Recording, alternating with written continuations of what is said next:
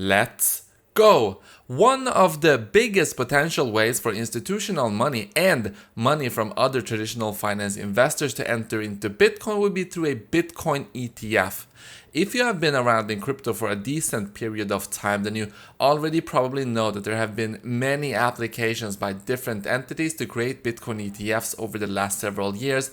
And while there are still some hope for some of them, as they are not yet fully decided on currently, all others have been denied due to concerns about market manipulation and Bitcoin being used for criminal activities. Well, the SEC commissioner has actually come out with a statement about the numerous denials and her own thoughts on whether or not a Bitcoin ETF should exist.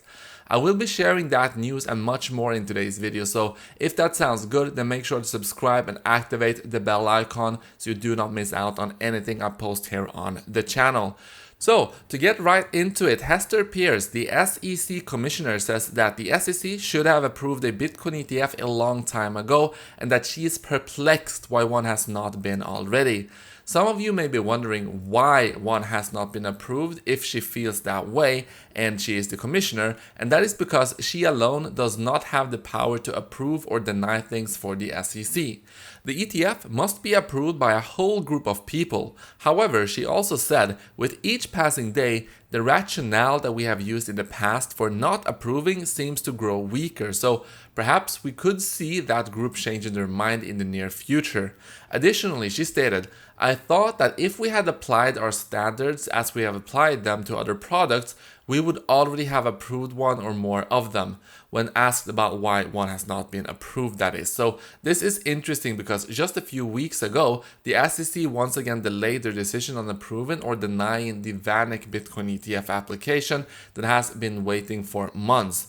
This makes it appear as if there's perhaps a small group within the SEC who for some reason is very against the approval of a Bitcoin ETF, and maybe Peirce's public comments are an attempt to get them to realize they are being unreasonable and they have to change their minds. Moving on, some of you may remember a while ago in a previous news video when I covered how decentralized autonomous organizations, or DAOs, were recognized legally as an entity in the United States.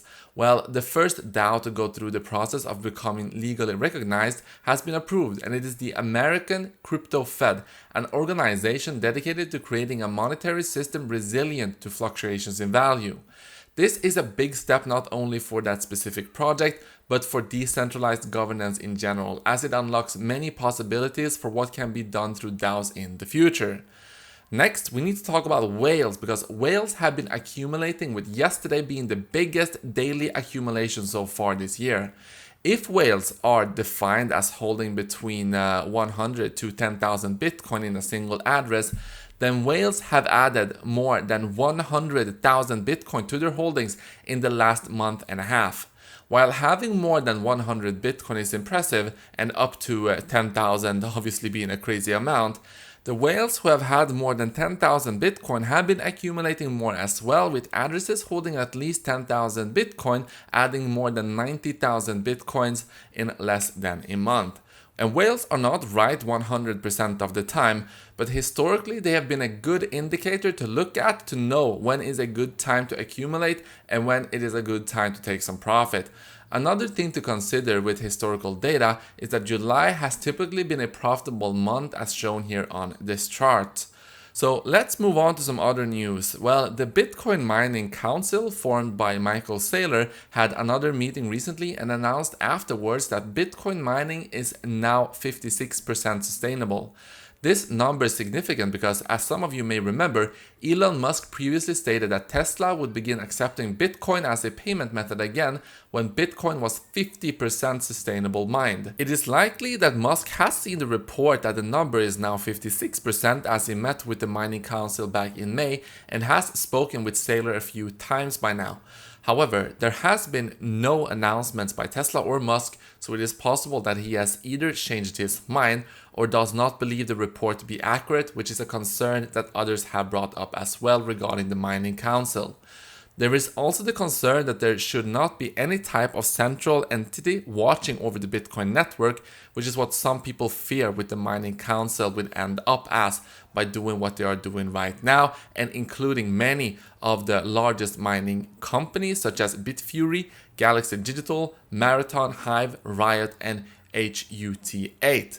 One more thing to mention related to mining is that the Bitcoin network has undergone the largest ever drop in difficulty, 28% in the wake of all the miners leaving China and taking a break while finding new places to set up their miners back up.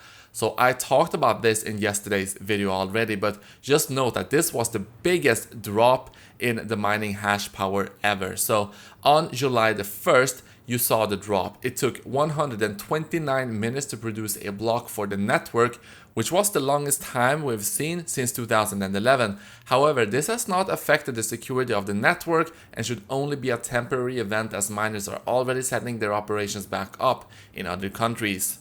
So, Binance may be in trouble in yet another country, as Singapore's Monetary Authority Service has announced that they are keeping up with the actions being taken against the exchange by other regulators, and that they will follow up and review Binance's permits to provide crypto-related services in Singapore.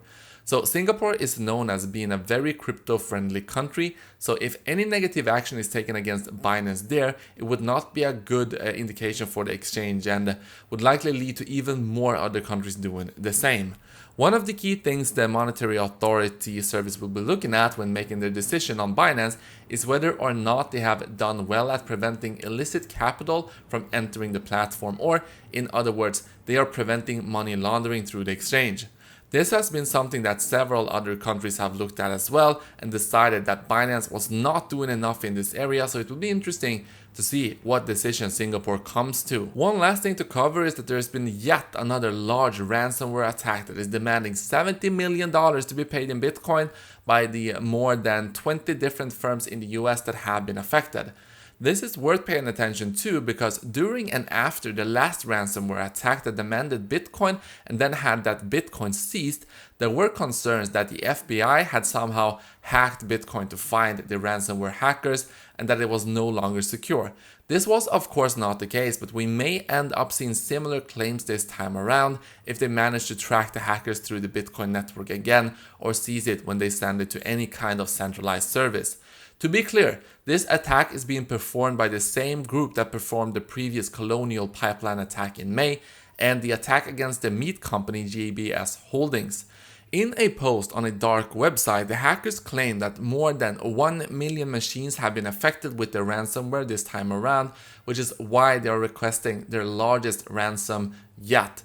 Their previous two ransom were $5 million and $11 million respectively.